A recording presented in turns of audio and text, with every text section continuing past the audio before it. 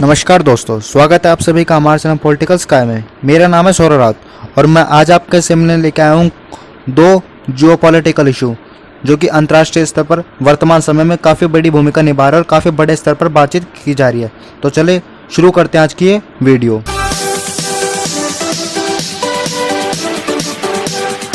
दोस्तों पहले तो हम जानेंगे कि G7 है क्या और इसका इतिहास क्या है। दोस्तों मैं आपको बताता हूँ।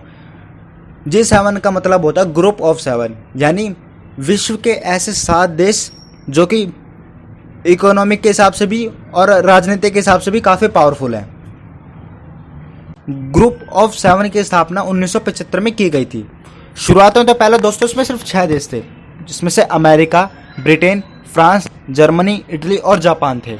परंतु दोस्तों कुछ समय बाद कनाडा को और रशिया को जोड़ दिया गया था और ये ग्रुप एक G8 के नाम से जाना गया था, क्योंकि इसमें 8 ग्रुप हो गए। लेकिन दोस्तों G7 जब बना, जब 2014 में रशिया को इस ग्रुप से हटा दिया गया। दोस्तों हटाने का एक कारण था, क्योंकि रशिया ने यूक्रेन के एक शहर को कब्जा करने के लिए क्रीमिया को वहाँ पे सैन्यवाही करी, अपनी सेना उतारी। दोस्तों सेना की वजह से जो यूरोप के कुछ देश थे जैसे जर्मनी, फ्रांस, ब्रिटेन, इटली, वो इससे नाराज हो गए रशिया से और उन्होंने ये बात कही कि रशिया को इस ग्रुप से हटा देना चाहिए और हटा भी दिया था दोस्तों। तो दोस्तों अब वर्तमान समय में इसमें 7 देश हैं। 7 देश अपनी भूमिका निभाते हैं, जिसको G7 के नाम से जाना जाता है। लेकिन दोस्तों जब अमेरिका के राष्ट्रपति ने यह बयान दिया, मतलब अभी ये बयान दिया कि इस ग्रुप को बढ़ा के G10 या G11 कर देना चाहिए। दोस्तों मैं आपको बताऊं तो ये ग्रुप G10 तक ही सीमित रह जाएगा, मतलब इसमें सिर्फ 3 ही देश जुड़ पाएंगे, चौथा नहीं जुड़ पाएगा।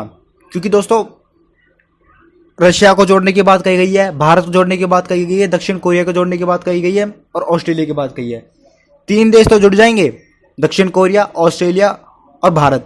लेकिन दोस्तों रशिया के लिए इसमें जुड़ना काफ़ी मुश्किल है, क्योंकि दोस्तों वह देश अभी भी रशिया से नाराज है। अब दोस्तों इसमें भारत के लिए फ़ायदा क्या होगा अगर भारत इस ग्रुप में जुड़ जाता है?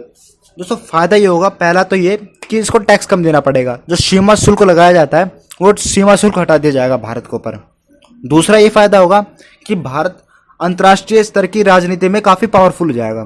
जैसे दोस्तों आपने देखा ही होगा कि कभी कभार चाइना से उसकी मुठभेड़ होती रहती है, कभी पाकिस्तान से उसकी मुठभेड़ होती रहती है, कभी तुर्की से उसकी मुठभेड़ होती रहती है। लेकिन दोस्तों जब इस संगठन में शामिल हो जाएगा तो भारत के लिए अपनी समस्या को समाधान करना काफ़ी आसान हो जाएगा। लेकिन दोस्तों इसमें कुछ नुकसान भी है।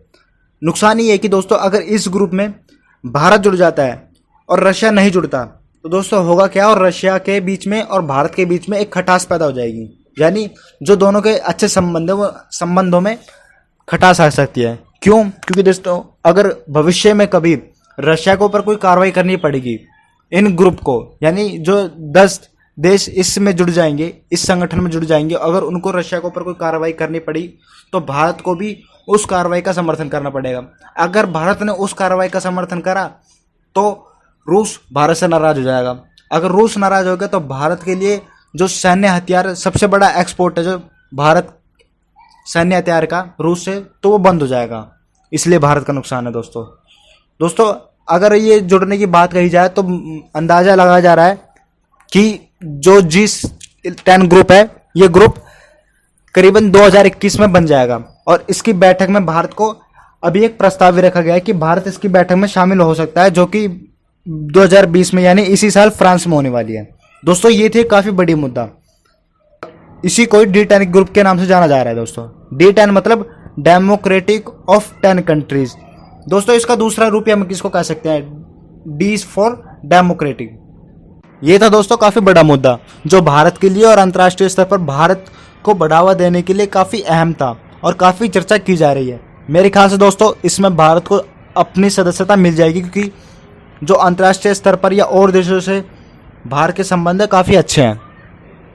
यह था कुछ एक काफ़ी बड़ा मुद्दा जिसके बारे में हमें चर्चा करनी ज़रूरी हो रही थी। दोस्तों जो दूसरा मुद्दा निकल के आ रहा है वो है चाइना और इंडियन आर्मी के बीच बढ़ते तनाव को। दोस्तों आपने टीवी में या अखबारों में पढ़ लिया होगा कि इंडियन आर्मी और चाइना की आर्मी लद्दाख के बॉर्डर पर आमने सामने खड़ी हुई है। दोस्तों जो हरकत ये चाइना ने करी है ये पहली बार नहीं करी, इससे पहले भी चाइना कई बार कर चुका था। लेकिन इस बार जो हरकत चाइना कर रहा है और जिस तरीके से अपना एग्रेशन भारत की तरफ दिखा रहा है, ये काफ़ी बड़े लेवल पे देखा जा रहा है। इसके बारे में चर्चा राष्ट्रीय स्तर पर भी हो रही है और अंतर्राष्ट्रीय स्तर पर भी हो रही है।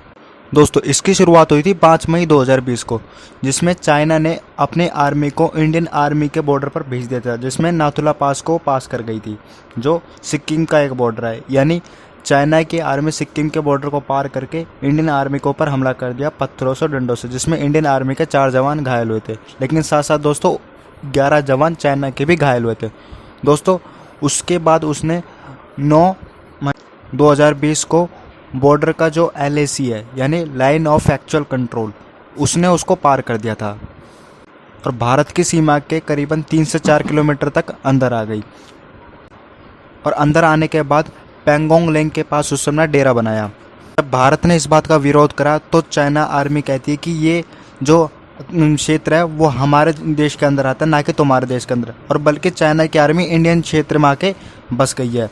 और दोस्तों, हमारे जो रक्षा मंत्री है उनका कहना है कि इस जो सिचुएशन के अंदर हम अच्छे तरीके से बातचीत निपटाना चाहेंगे और बातचीत जितने हाथों से सुलझ जाए उतना ही अच्छा होगा। ये राजनाथ सिंह का बयान है।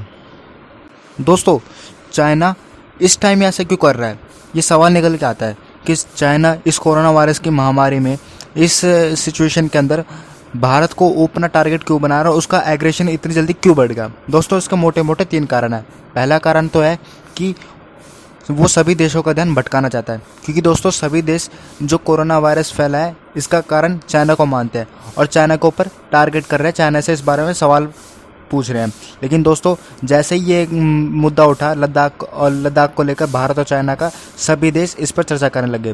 दोस्तों, दूसरा कारण है कि चाइना अपने ही देश के लोगों का ध्यान भटकाना चाहता है, क्योंकि दोस्तों जब चाइना के जो शी जिनपिंग थे 2008 में इन्होंने अपना संविधान बदल दिया था और अपने परमानेंट मेंबरशिप बना ली थी प्रेसिडेंट के स्तर पर। तो दोस्तों, वहाँ के लोगों को इन्होंने सपना दिखाया था शी जिनपिंग ने कि हम अपने देश की आर्थिक स्थिति अच्छी रखेंगे और देश के GDP का ग्रोथ बनाए रखेंगे और सभी लोगों को रोजगार देंगे। लेकिन दोस्तों, जैसे ही कोरोना वायरस की महामारी फैली तो चाइना में करीबन 22 करोड़ लोगों का रोजगार जा चुका है दोस्तों, जिसके लेकर वहाँ के लोगों में आक्रोश है और कभी भी वो वहाँ पे आंदोलन कर सकते हैं शी जिनपिंग के खिलाफ और तख्ता पलट की मांग कर सकते हैं। ये भी एक बड़ा कारण हो सकता है। और दोस्तों, तीसरा सबसे बड़ा कारण हो सकता है कि वो भारत से अपना बदला लेना चाहता हूँ, क्योंकि भारत शुरुआत में 62 देशों में आता था जिन्होंने इस बात की मांग करी थी कि जो कोरोना वायरस फैला है उसकी निष्पक्ष जाँच करवाई जानी चाहिए कि ये वायरस चाइना की लैब से निकला है और जानबूझ के निकाला गया है